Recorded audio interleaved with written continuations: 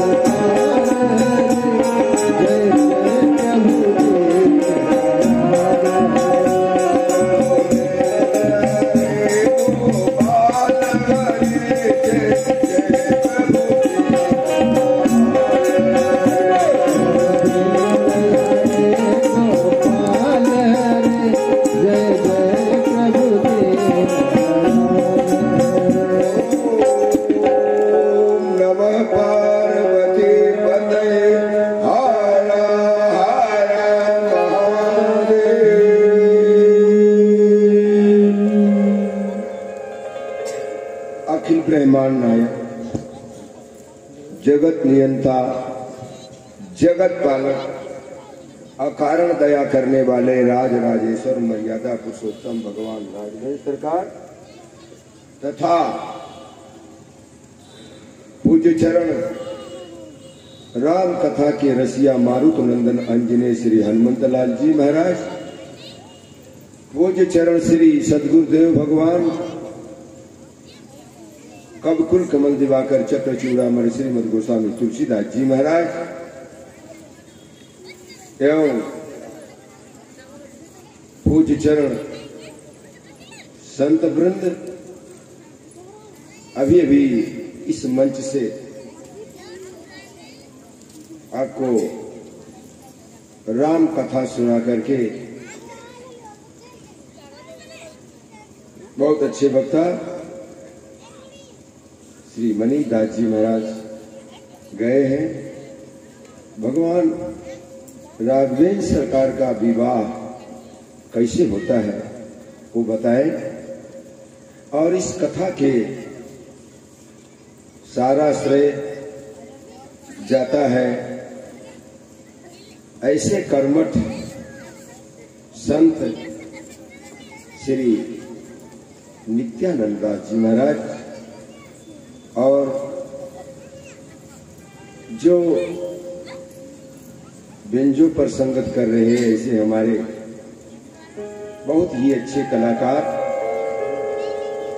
भानुदास जी, और तबले पर संगत कर रहे अभय पांडे जी, और गायकी में संगत कर रहे डॉक्टर साहब, और भी एक बच्चा यहाँ बैठा हुआ है जो वैदिक पाठ, स्वस्ति वाचन इत्यादि का कार्यक्रम करते हैं। ऐसे क्या नाम है? राहुल शास्त्री जी महाराज बहुत अच्छे हैं। और मानस मंदाकिनी में स्नान करने वाले मानस प्रेमी बंधुओं, सती अनुसुईया गार्गी मंदासा के चरतों को चरितार्थ करने वाली स्नेहमयी माताएं एवं भारत के आशा कुसुम बच्चों, सभी लोगों को साधुवाद। सभी इस गांव के जितने भी लोग हैं सभी लोगों को साधुवाद। जो इस कथा में सहयोग किए हैं उनको भी साधुवाद, और जो नहीं किए हैं उनको ज्यादा साधुवाद। इस मंच से मैं आशीर्वाद दे देता हूं कि आप सदा ऐसे बने रहें और भक्ति भावना में आपका मन लगा रहे, ये इस मंच से आशीर्वाद है। आइए, संख्या तो कल जैसी नहीं है आज, हाँ समझ रहे हैं, आज छठ है, सब उसमें लगे हुए हैं, कोई बात नहीं है। आइए, अभी अभी मनीष जी ने विवाह के बारे में बताए, विवाह कैसे होता है। थोड़ा सा प्रकाश डाल करके मैं आगे चलूंगा। रामचरितमानस में एक विवाह नहीं है। कितने विवाह हैं? 4 विवाह हैं, 4।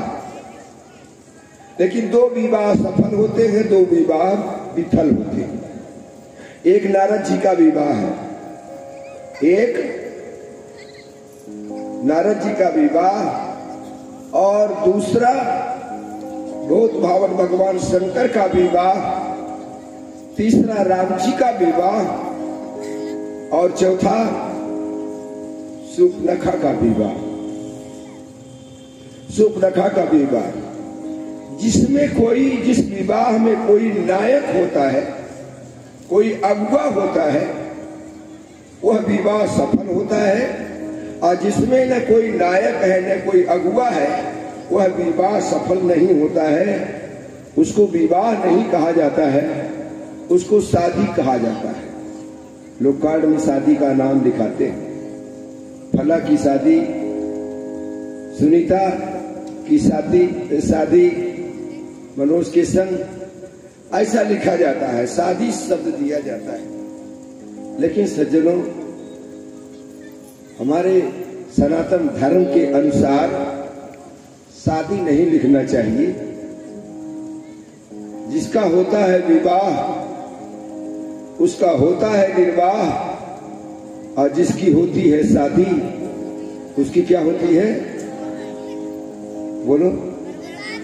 हाँ देखो लोग बच्चे बता रहे हैं।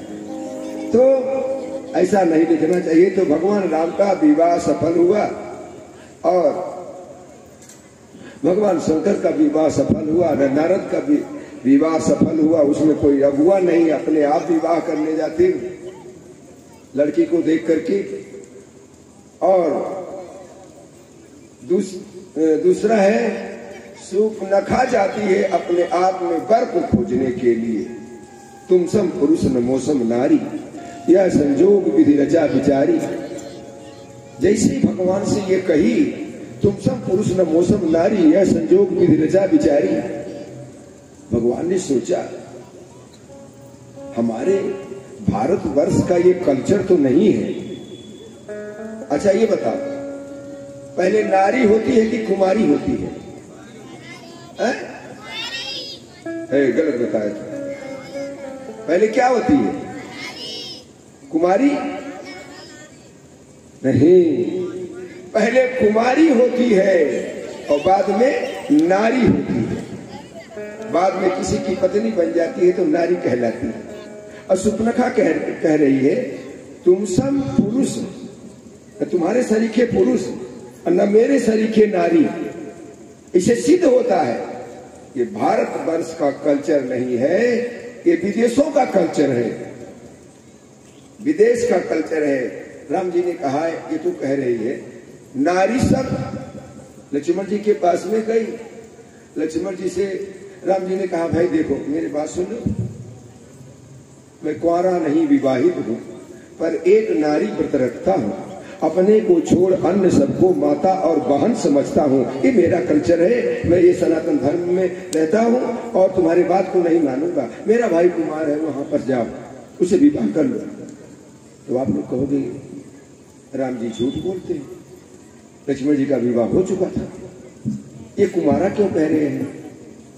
तो कुमार का जब संधि विच्छेद कीजिएगा, अलग अलग कर दीजिएगा, तो कु धन मार, जो कुक्षित विचारों पर चलने वाला है उसको ठीक करने के लिए मेरा भाई कुमार है, अहे कुमार मोर लघु, उसके पास जाओ। जब वहां की जाती है तो लक्ष्मण जी ने कहा कि क्यों तुम विवाह मुझसे करना चाहती है? लक्ष्मण जी ने कहा हाँ। सूर्पनखा ने कहा हाँ। कहा ठीक है, तुम मुझसे विवाह करना चाहती है तो रानी बनोगी कि दासी बनोगी? ये बताओ, दासी बनोगी कि रानी बनोगी? कहा नहीं रानी बनूंगी, दासी नहीं बनूंगी। कहा जब दासी नहीं बनोगी, रानी बनोगी तो मैं क्या हूं? सुंदर सुनी सुंदर सुनी मैं उनकर दासा, सुंदर सुनी मैं पराधीन नहीं तो रसोबासा।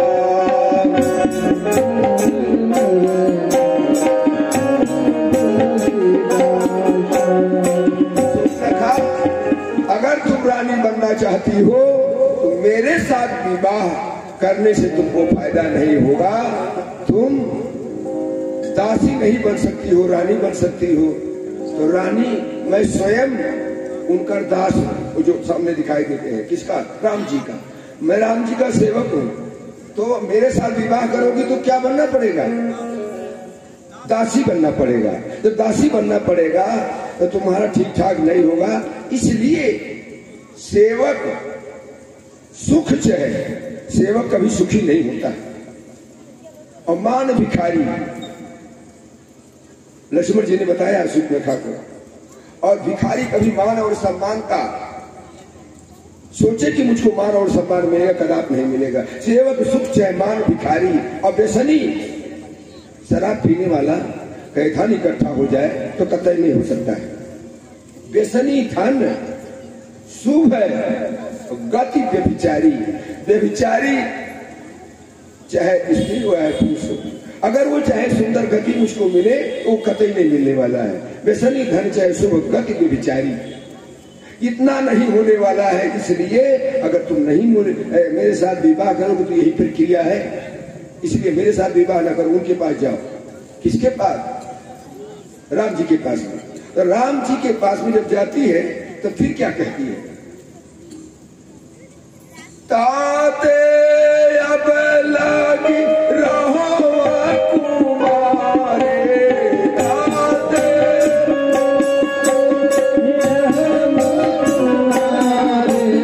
ताते अब लगी रहो कुमारे।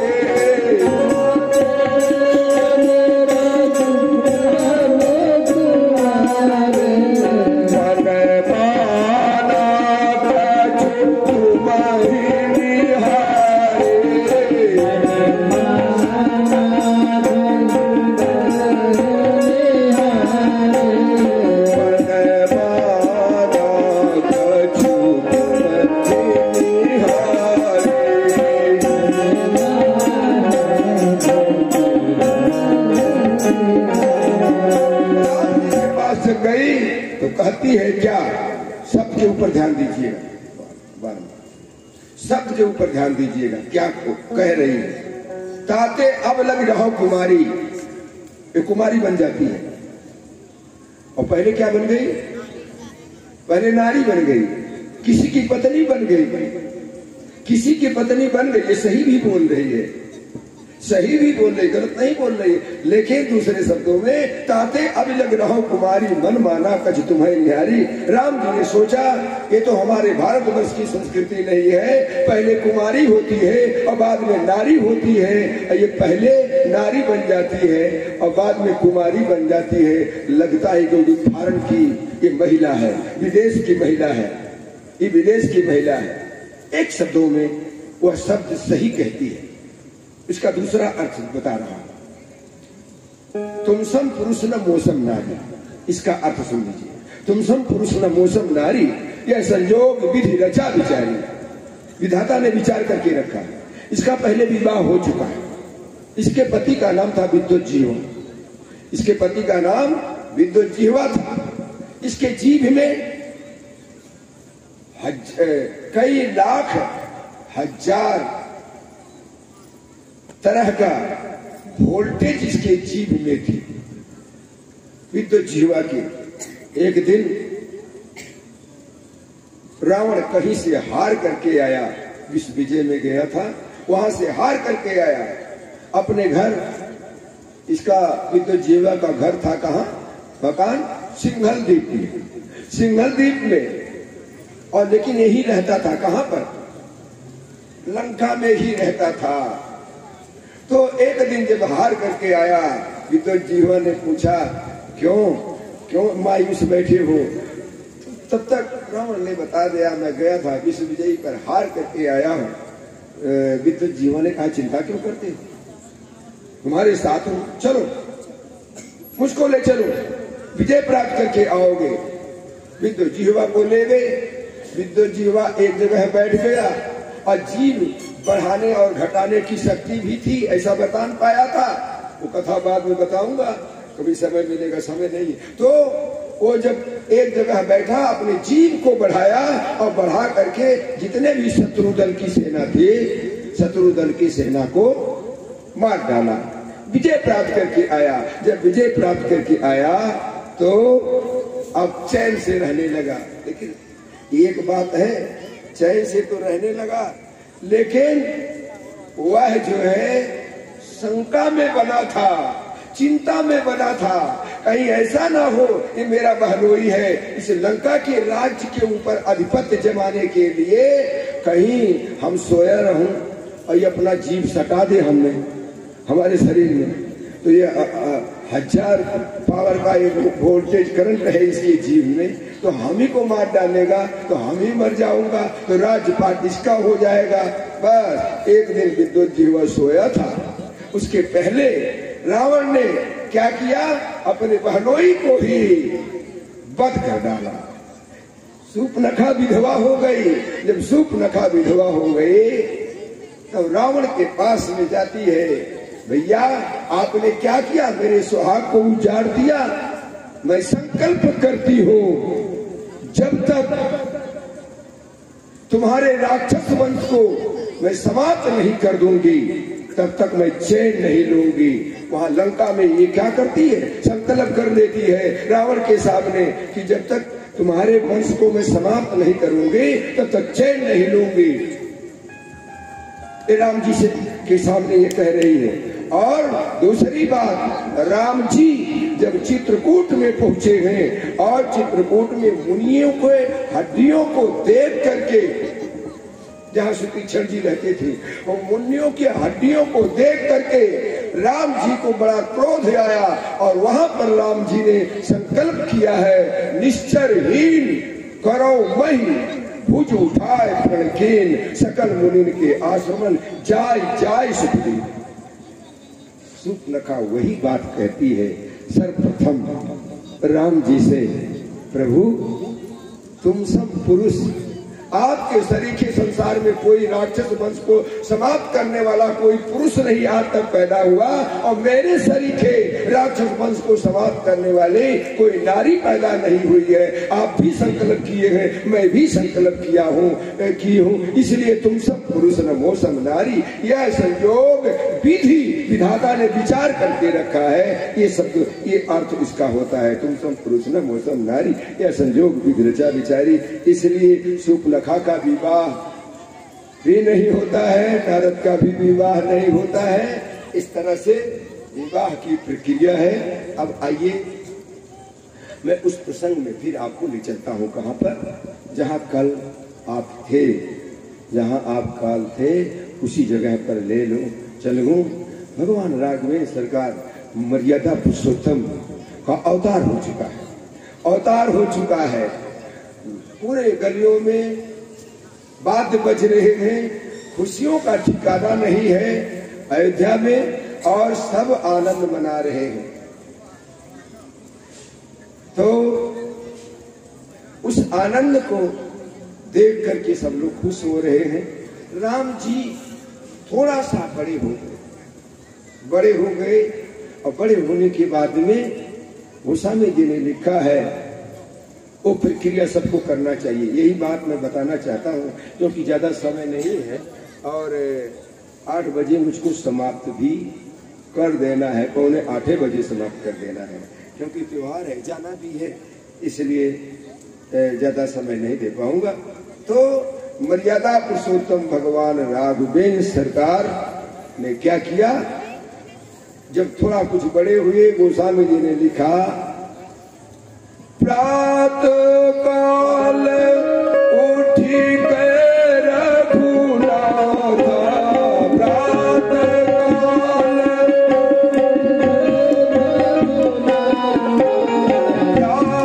काल उठ गए रघुनाथ,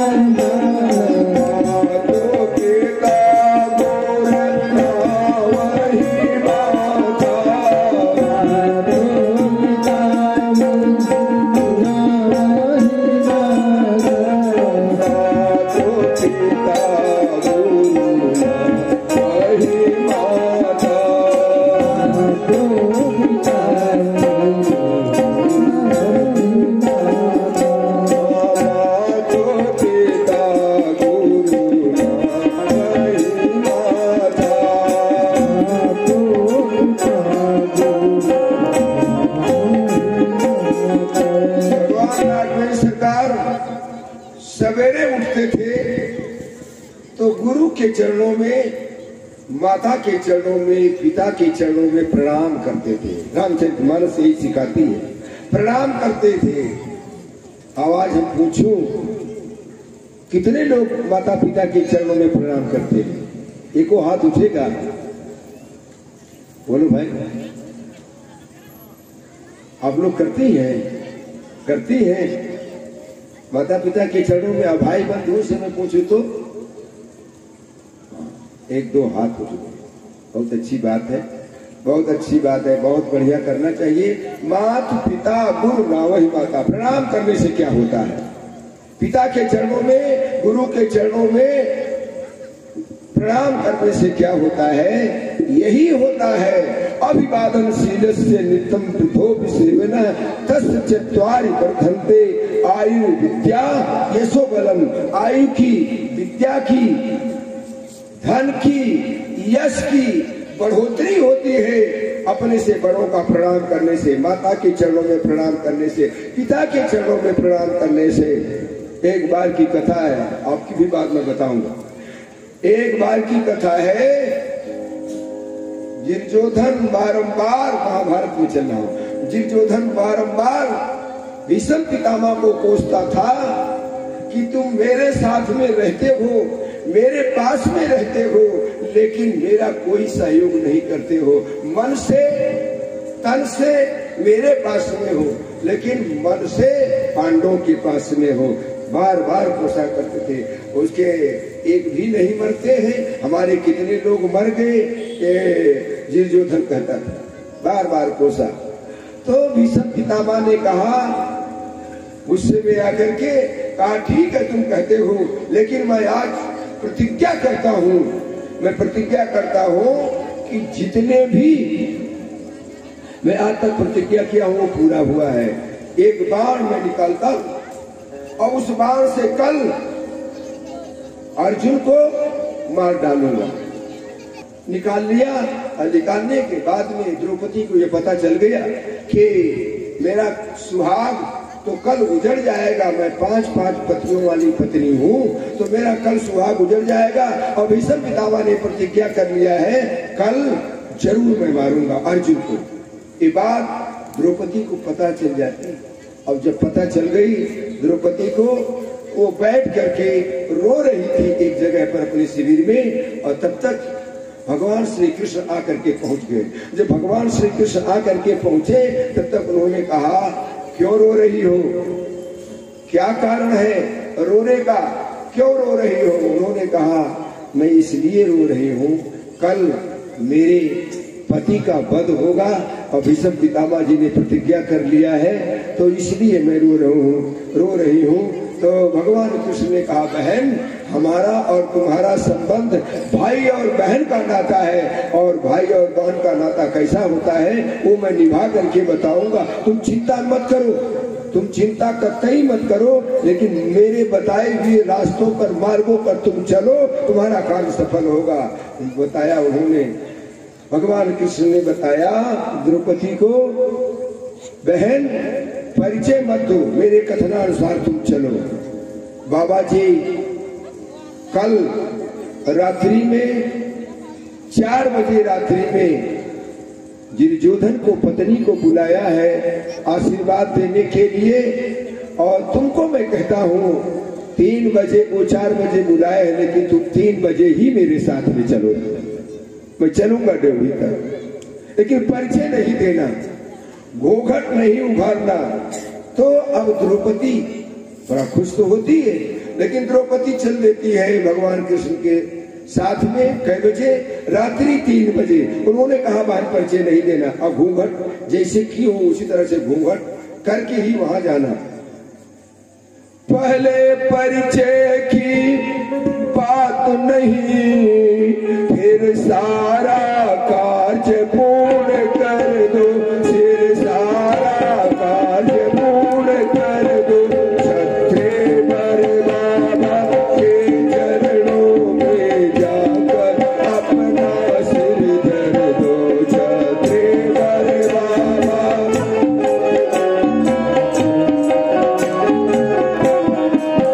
छत्रेवर बाबा के चरणों में जाकर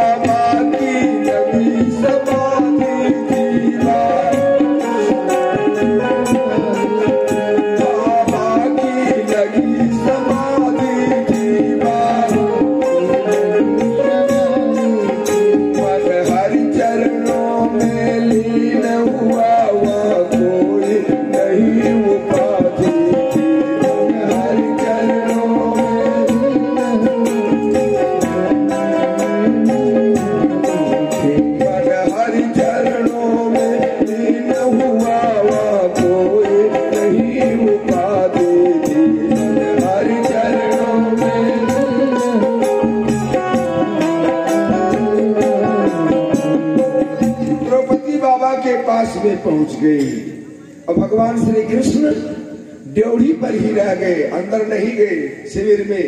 और ड्योढ़ी पर रह करके वो निरीक्षण कर रहे हैं, देख रहे हैं। और द्रौपदी वहां जाकर के पहुंची तो बाबा सवेरे उठ करके 2:30 बजे उठ करके अपना स्नान ध्यान करके समाधि में लगे हुए थे, ध्यान कर रहे थे। और द्रौपदी जाकर के वहां पहुंची और पहुंच करके बाबा के चरणों में सिर नवाती है, प्रणाम करती है। प्रणाम करने का फल क्या होता है? प्रणाम करती है। जब प्रणाम करती है तो बाबा ने देखा, बाबा ने क्या देखा? ध्यान दृष्टि में देखा ये को सधवा नारी चरणों में शीश झुकाई है, चरणों में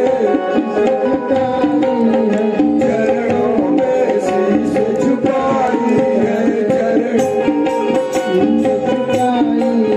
चरणों में शीश झुकाई है, चरणों में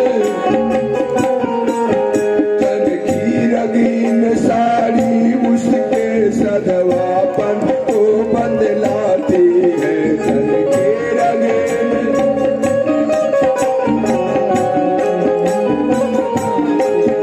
तन की रंगीन साड़ी उसके सधवापन को बदलाती है, तन की रंगीन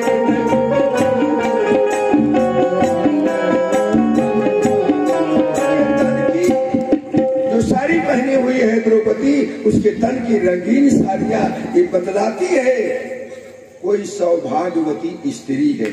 ये बाबा ने ध्यान में देख, कोई सौभाग्यवती स्त्री है। बाबा ने देखा तो जब चरणों में शीश झुकाई है, चरणों में शीश झुका ली। और बाबा ने कहा था कि 4 बजे दुर्योधन के पत्नी को पुत्रवती और सौभाग्यवती होने के लिए आशीर्वाद देने के लिए बोला था कि तुम आ जाना। लेकिन भगवान कृष्ण की लीला ये कितने विचित्र है। यहाँ मर्यादा वर्यादा कोई नहीं है। कृष्णा अवतार में कोई मर्यादा नहीं है, कतई मर्यादा नहीं है। भगवान कृष्ण उन्होंने कहा दिया तुम 3 ही बजे चले जाओ, तो द्रौपदी 3 बजे चली गई। अब देखा एक सधवा नारी चरणों में शीश झुकाई है, तन की रंगीन साड़ी उसके सधवापन को बतलाती है। तब तक आशीर्वाद निकल गया बाबा का। सौभाग्यवती हो ऐ बेटी, सिंदूर से मांग न खाली हो, सिंदूर से मांग न खाली हो, सिंदूर से मांग न खाली हो, सिंदूर से मांग न खाली हो। आशीर्वाद यह भी ले जा तो फिर सुपुत्री वाली हो, आशीर्वाद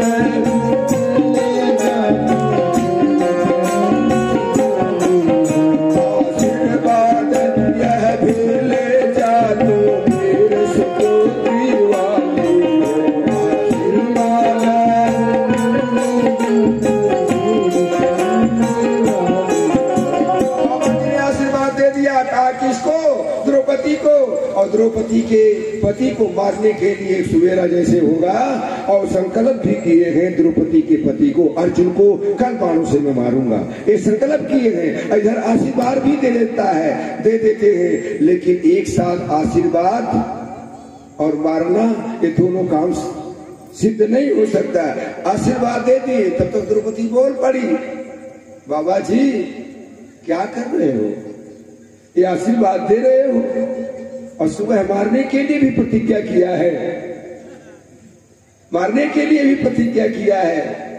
द्रौपदी ने कहा बाबा जी से, कल आज और तुम सत्यवादी कहलाते हो, तुम सत्यवादी कहलाते हो,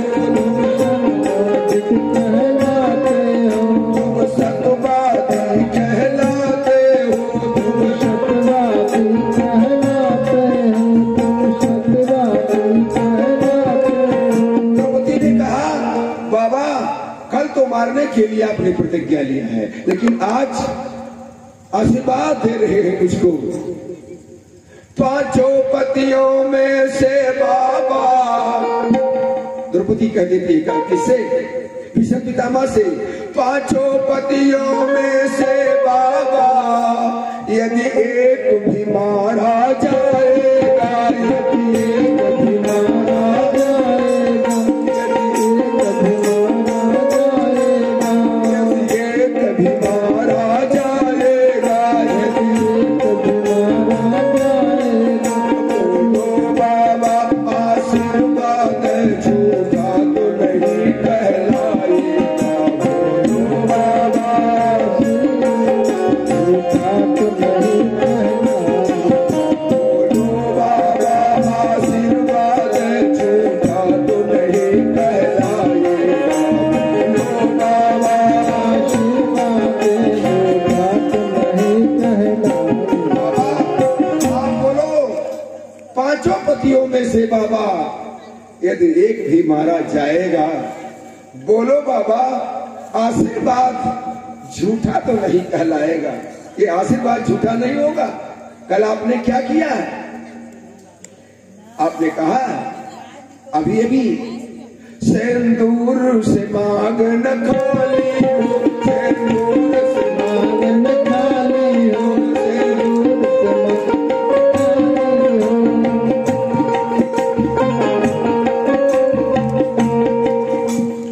बाबा आपने आशीर्वाद अभी दिया है, सिंदूर से तेरा मांग कभी खाली नहीं होगा, अब वीर सुपुत्री वाली होगी, ये आशीर्वाद आपने दिया है। अब क्या होगा? अब क्या होगा कल वाला? बाबा जी तो ध्यान में बैठे थे और बाबा जी की जो माला थी, करते माला छूट गई, करते माला छूट गई, बाबा जी घबराते हैं, बाबा जी घबराते हैं,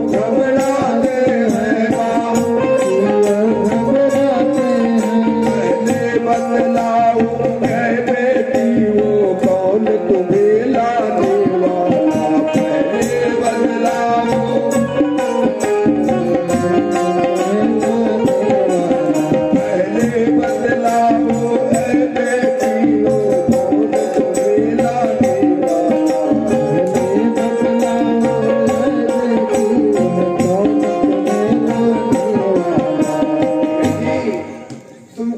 रात्रि में कौन लेकर के आया है वो बताओ। भगवान कृष्ण पहले बता दिए थे, घूंघट किए रहना, घूंघट के पट खोल रे तुझे पिया मिलेगा, कबीर ने कहा है। तो इधर कहते हैं कि तुम घूंघट खोलना नहीं उनके सामने, घूंघट किसके सामने खोलना? प्रभु के सामने खोलना, तब परमात्मा दिखाई देगा। तो द्रौपदी घूंघट की हुई है और बाबा जी कहते हैं एक बात खटकती है दिल में, हैरान मुझे जो कर डाला, पहले बतलाओ ऐ बेटी वो कौन तुम्हें लाने वाला, करते माला छूट गई, गिर गई माला, बाबा जी यूं घबराते हैं, बाबा जी घबराते हैं, बड़ी चिंता में है बाबा जी। लेकिन अब क्या करें?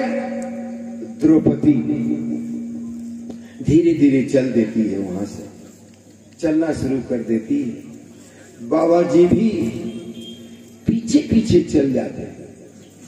जाकर के वहां पर देखा, ड्योढ़ी पर जाकर देखा तो ड्योढ़ी का दृश्य निराला था, ड्योढ़ी का दृश्य निराला था, ड्योढ़ी का दृश्य निराला था, ड्योढ़ी का दृश्य निराला था। पीताम्बर का घूंघट काढ़े बैठा वो मुरली वाला था, पीताम्बर का बैठा वो मुरली वाला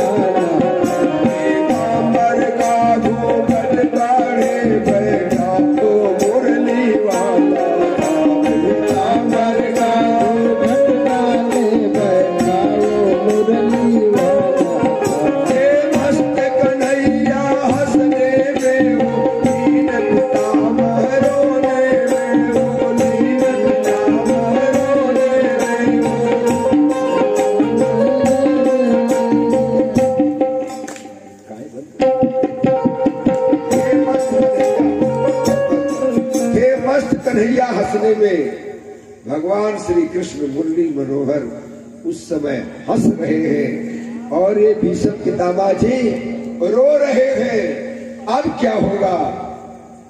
तब तक भीष्म पितामह ने कहा, ये ड्योढ़ी पर कौन बैठा है? उसको मैं देखूं। वो भी घूंघट काढ़े हुए, भगवान श्री कृष्ण मुरली मनोहर भी घूंघट काढ़े हुए, और कहते हैं द्रौपदी की जो जूती थी, जूती पहन करके जा रहे थे, उस जूती को भगवान श्री कृष्ण ने कहा, अगर जूती पहन करके तुम बाबा के पास में जाओगे, खटपट की आवाज होगी, उससे समझ जाएंगे कि 3 बजे रात्रि में कौन आए हैं। तो इसलिए जूती तुम पहन करके न जाओ। और उस जूती को भगवान श्री कृष्ण अपने पीताम्बर में बांध करके, एक उस पीताम्बर के कोने में बांध करके काट कर दबा लिए। बताओ भगवान क्या नहीं करते, क्या नहीं बन जाते हैं हमारे लिए। क्यों कहते हो भगवान आते नहीं, सच्चे दिल से उन्हें तुम बुलाते नहीं। क्यों कहते हो भगवान सुनते नहीं, द्रौपदी जैसा ढेर तुम लगाते नहीं। क्यों कहते हो भगवान खाते नहीं, तो बेलनी भाव से तुम खिलाते नहीं। सारी कमी तो अपने आप में है, हम में कमी है, भगवान में कमी नहीं है। अपने कमी को हम दूर कर दे तो परमात्मा आज भी तुम्हारे सामने आकर के खड़ा हो जाएगा, आपसे बात भी करेगा। लेकिन अपनी कमी को दूर नहीं करोगे तो परमात्मा वो ब्रह्म आपके पास में नहीं आ सकता है। कितना भी उपाय कर लीजिए, निर्मल मन जन शोभ पावा, मोह कपट छल चित्र न भावा। भगवान तो यहाँ तक नन्हू नाई बन करके पांव दबाने के लिए भी तैयार हो जाते हैं, पांव भी दबाते हैं ठाकुर जी। लेकिन कोई नन्हू नाई बनाने वाला हो तो, वो भक्त हो तो, कहने का अभिप्राय मेरी यही है कि भगवान सब कुछ बनने के लिए तैयार, सब कुछ बनने के लिए तैयार। एक कथा भक्तमाल की मुझको याद आ गई, लेकिन बाद में बताऊंगा, अभी थोड़ा समय इसको बता दो। तो उधर भीष्म पितामह रो रहे हैं, लेकिन भीष्म पितामह ने क्या किया, जा करके ड्योढ़ी के पास पहुंचे जहां पर वो भगवान श्री कृष्ण बैठे हुए हैं, पीताम्बर का घूंघट काढ़े। और तब तक उन्होंने घूंघट को पीताम्बर को एक कोना पकड़ लिया और पकड़ करके खींचा, और जैसे खींचते हैं तो द्रौपदी की जूती नीचे गिरती है और भगवान श्री कृष्ण मुरली मनोहर भी दिखाई देते। बोले मुरली मनोहर की, मुरली मनोहर की। मुरली मनोहर भगवान श्री कृष्ण दिखाई देते हैं भीष्म पितामह को। भीष्म पितामह जी कहते हैं, धन्य है तो कहाँ कहाँ किसको किसको नहीं छला, सबको छल रहा है, आज यहाँ छलने के लिए आ गया। लेकिन जाओ द्रौपदी से कह देते हैं भीष्म पितामह जी, द्रौपदी सुता मेरी बेटी, कह देते हैं। अंत में कहना पड़ा भीष्म पितामह को, द्रौपदी सुता मेरी बेटी, जाओ अब विजय तुम्हारी है, जाओ अब विजय तुम्हारी है, जाओ अब विजय तुम्हारी है, जाओ अब विजय तुम्हारी है, जाओ अब विजय तुम्हारी है। बाल न बाका हो, जो बाल न बाका हो, जब रक्षक कृष्ण मुरारी है।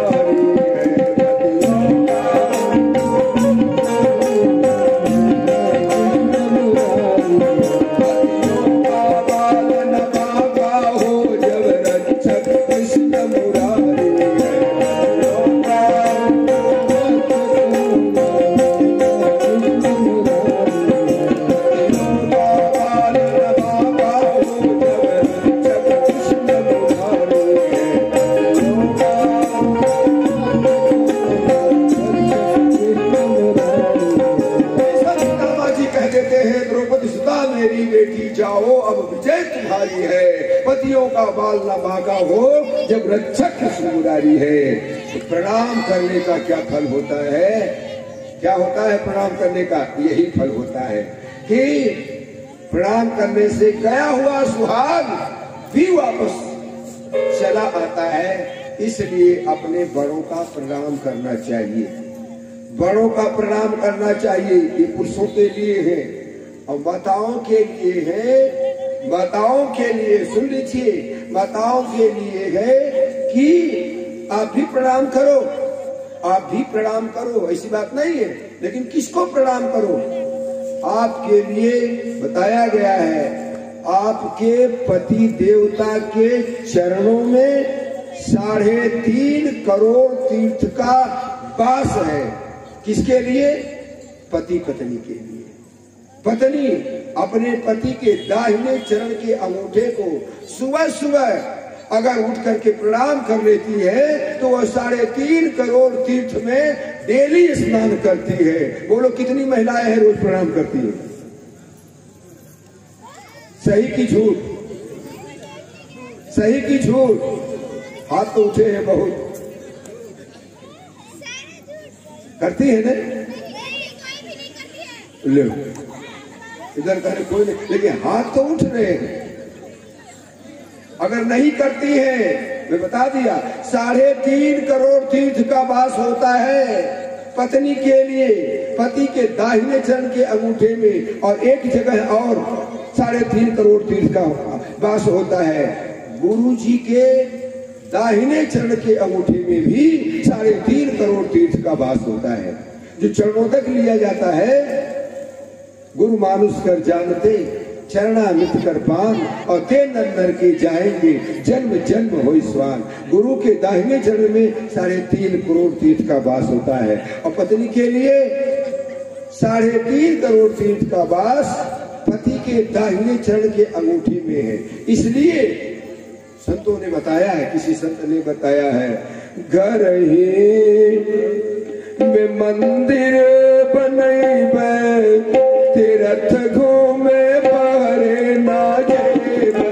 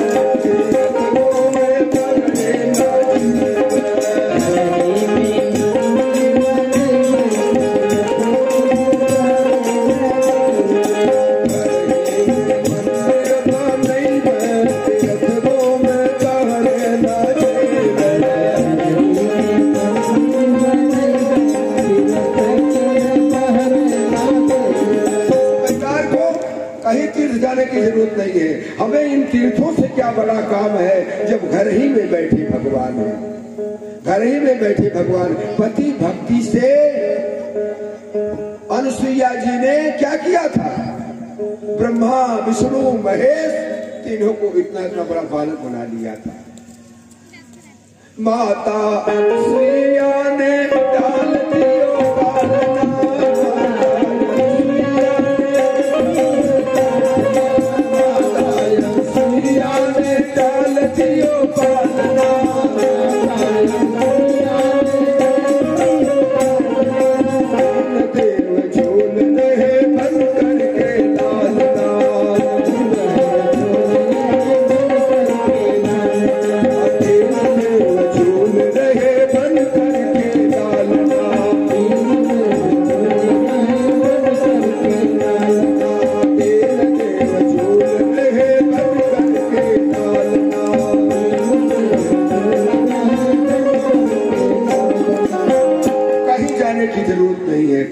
तीर्थ में जाने की जरूरत नहीं है, केवल पति भक्ति में रहिए, वो सारा तीर्थ वहीं पर आ जाता है।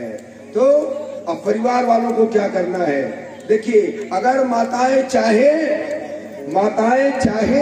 तो घर को स्वर्ग बना सकती है, अगर माताएं चाहे तो घर को नर्क बना सकती है। होता है कि नहीं?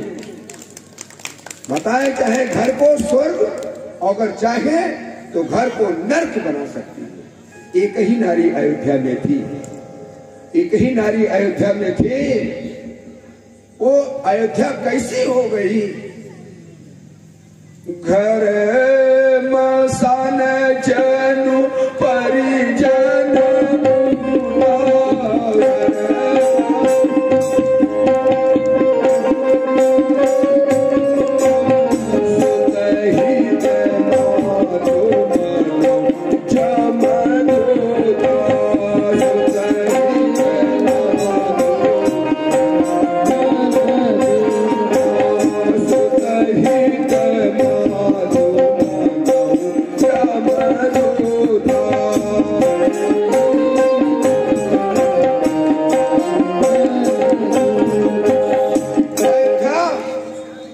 लगती थी। घर मसान जग परजन फूटा, सुत हित मीत मनहु जब टूटा। ऐसा अयोध्या हो गई थी। अगर नारी पुरुष चाहे मकान को फावड़े से खोद करके बेकार करे तो वह खोदने में सक्षम नहीं होगा।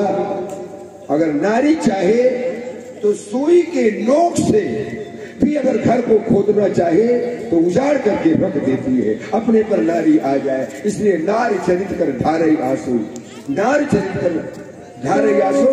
नारी चाहे तो आप लोग क्या करो, आप लोगों को यही करना है कि सासू के गौरा ससुर जी के शंकर, सासू गौरा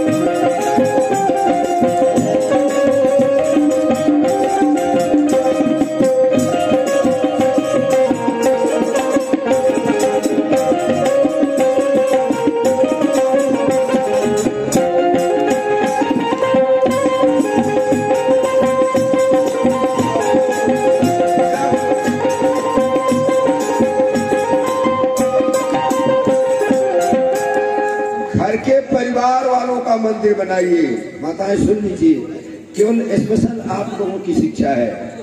परिवार वालों का मंदिर बनाइए। परिवार के लोगों को जो उसमें सदस्य रहते हैं उनको कैसे सजो करके रखिए, वो आपका काम है। सास को गौरा और ससुर को शंकर और पति को विष्णु। अच्छा एक बात बताइए, अगर ससुर बिस्तरे पर लेटा है, कुछ बीमार है, और तुम कहती हो कि हमको शंकर जी का पूजा करना है, मैं शंकर जी का पूजा करने जाऊंगी, और वो पानी मांग रहा है आपसे कि हमको एक लोटा पानी दे दो तब जाओ, तो नारी कहती है कि नहीं नहीं हमारा पूजा छूट जाएगा, जल चढ़ाने जा रहे हूँ शंकर जी को। लेकिन एक बात आप बताइए क्या भगवान शंकर के पास में जाओगी तो जो तुम जल चढ़ाओगी क्या भगवान शंकर स्वीकार कर लेंगे? मैं तो कहता हूँ कदाप नहीं स्वीकार करेंगे, वह जल कदाप नहीं स्वीकार करेंगे। क्यों? इसलिए नहीं स्वीकार करेंगे, एक तरफ ससुर पानी के बिना मर रहा है, पानी के लिए त्राही कर रहा है, और तुम शंकर जी की पूजा करने जा रही हो, दुर्गा की पूजा करने जा रही हो। दुर्गा स्वीकार करेगी न भगवान शंकर स्वीकार करेंगे, बल्कि उल्टे श्राप आपको लग जाएगा। पहले उसकी सेवा करो। कहा किसकी सेवा करो? उस ससुर की सेवा करो, उस सास की सेवा करो। यही रामचरितमानस हमें निज धर्म पर चलना सिखाती। रोज रामायण, ये रामायण हमको धर्म पर चलने के लिए सिखाती है। प्रणाम करने के क्या होता है तो उनका चरणों में प्रणाम कीजिए, उनका ध्यान दीजिए। सास ससुर को क्या समझ करके पूजा कीजिए, सास को क्या समझ करके पूजा कीजिए। जैसे गौरी का पूजा किया जाता है ऐसे सास का पूजा कीजिए, और शंकर का जैसे पूजा किया जाता है वैसे ससुर का पूजा कीजिए। और पति जी के विष्णु बने तीरथ घूमे